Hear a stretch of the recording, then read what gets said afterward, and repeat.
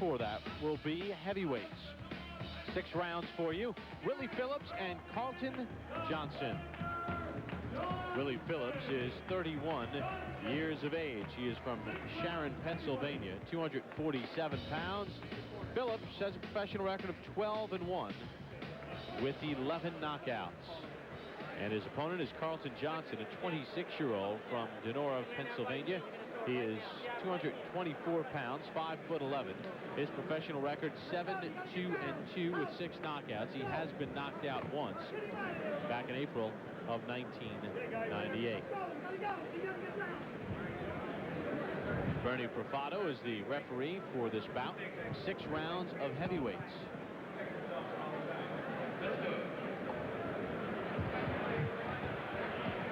And there is Carlton Everett Johnson. Johnson won 30 of 35 amateur bouts. And Teddy, he's a guy that is trying to make a name for himself. 7-2-2. Obviously, he's got a couple of losses. Lost 2 of his first 3 pro bouts, so he's got some wins, but neither one of these guys has been in against any name competition. No, they haven't at all. Phillips, 31 years old, turned pro when he was 19 years old, believe it or not, Bob, but his problem is inactivity. In 1988, he took off to 1995, almost 7 years, about 6.5 years, he was inactive. Take a look at the knockout ratio for the two. Phillips tends to end them early. Last fought on May the 27th, beat Mike DeVito, a 2nd-round knockout in West Virginia. Phillips is working with Pat Burns. We mentioned Burns in the last fight. He had the guy who got knocked out, Gary Winman. So Burns is now in the corner of Willie Phillips. They've shaved about 10 pounds off the frame of Phillips since they started working with him.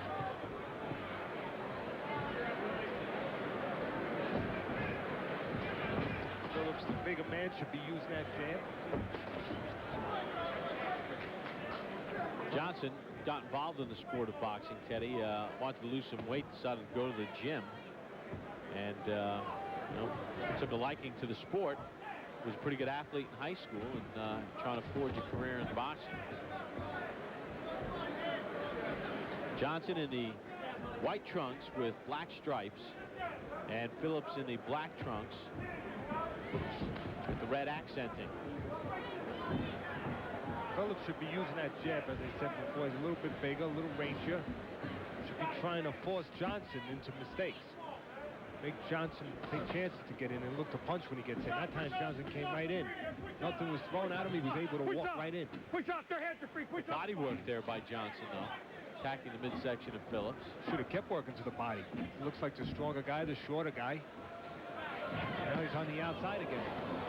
Well, he scored well there. You can see the speed is definitely on Johnson's favor. Okay, break for me, step back, step back. Seems to be the quicker guy.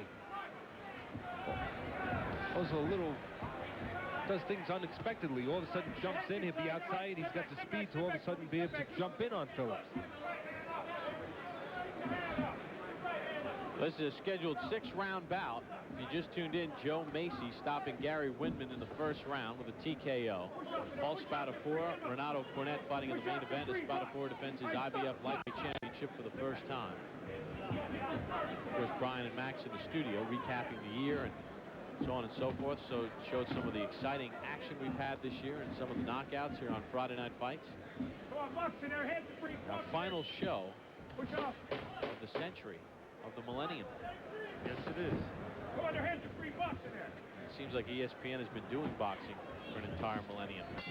With a staple in the sport. Right now, Johnson and Phillips going at it in round number 2 of the scheduled 6-round heavyweight bout.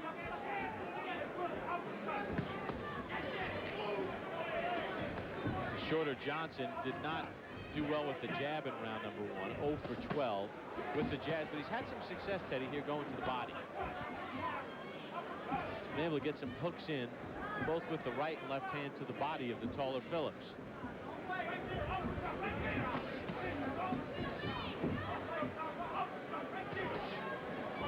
Take a look at the punch numbers in round 1, and all 8 landed by Johnson were power shots.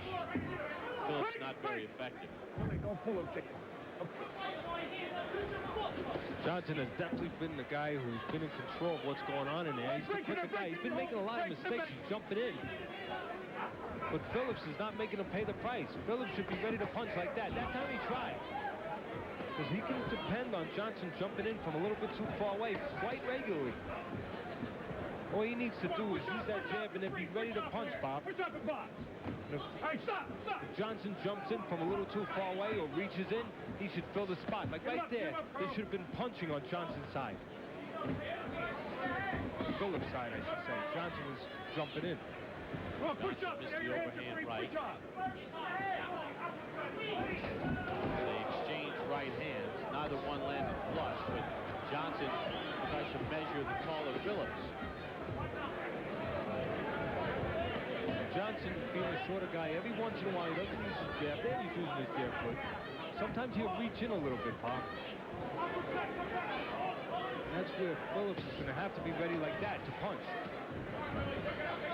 Teddy, I know it's simplistic, but the taller Phillips is not doing enough with the jab to control the action. He's letting Johnson start almost every sequence. He's allowing Johnson to get inside without paying any price. And you're right, he's not using the jab. If he used the jab, he would dictate a little bit of the pace and a little bit of what was going on or what is going on. Phillips should do is use that jab and force Johnson to reach in, and when he reaches in, look to counter him, look to punch as he comes in.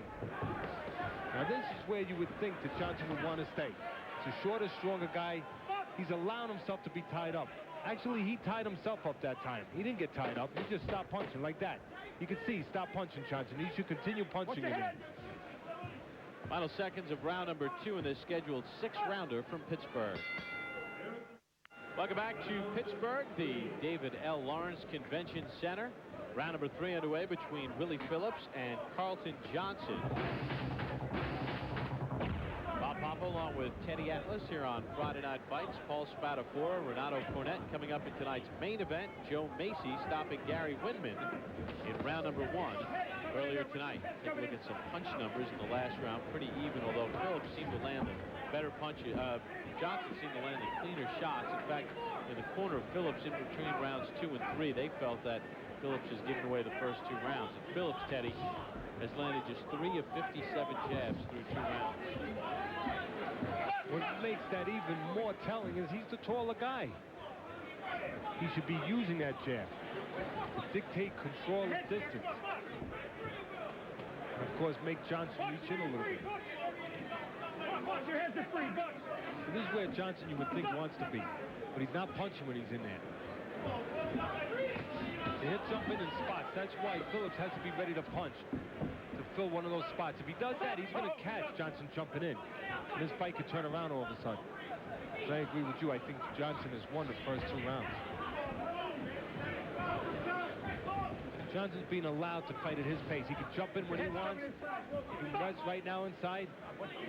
Now he can go back outside and jump in when he wants, or walk away if he wants. There he jumps in again. Doesn't pay a price. Come on, your hands are free, box. Box in there, you're free. Push off and box. Push off and box. Not a lot going on between these two. A lot of holding and, fighting in very brief spurts. There's some lackluster jabs from Phillips. Low blow by Phillips. And referee Bernie Fratto of Youngstown, Ohio, gives Phillips a little warning. Phillips at 31 years old, Johnson at 26. Phillips is probably not going to out-punch Johnson, so he's going to have to punch at the right time, Bob. And that's when Johnson's coming in. There's a little bit of room to punch. Even though he's the taller guy, Phillips, he could do well on the inside if he moved his hands, because right now Johnson's not doing anything on the inside.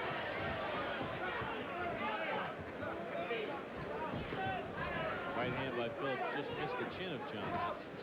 Phillips has to punch at the right time. Not when Johnson's moving away, but when Johnson's actually moving in. And right now he should use the jab, be ready to punch right there. He was a little high that time. When you can predict what your opponent is doing, you can set up a plan. And Johnson jumps in, Bob. Just watch him. He'll jump in every once in a while. And if you're ready to punch, right there. If you were ready to punch with a straight right hand, you would have caught him. Like that. Johnson like that, the left. Phillips with a right and a left. best action of the fight to this point. Johnson's hurt. His fight has turned. Welcome back to Pittsburgh, and this fight has been ended in between rounds 3 and 4. Carlton Johnson was in control through 2 rounds and 2 minutes, but he got caught late in round number 3, Teddy, and nearly got knocked out at the end of the round. And the doctors took a look, and they decided that he could not continue. And Willie Phillips picks up his 13th win and his 12th knockout. We had just said if he started moving his hands, he could turn the fight around, and he did.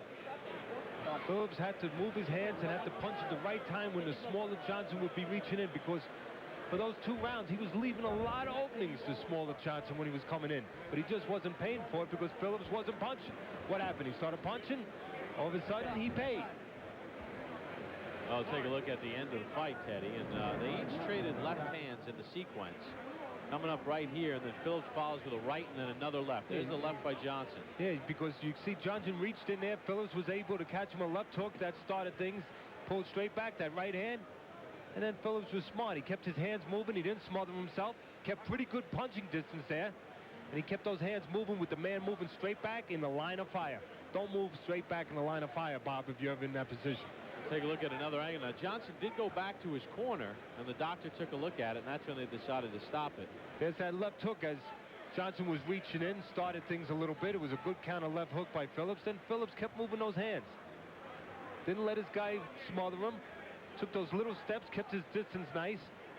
Got full extension on his punches, and he followed the right with the left hook. Not straight punches, but they were effective.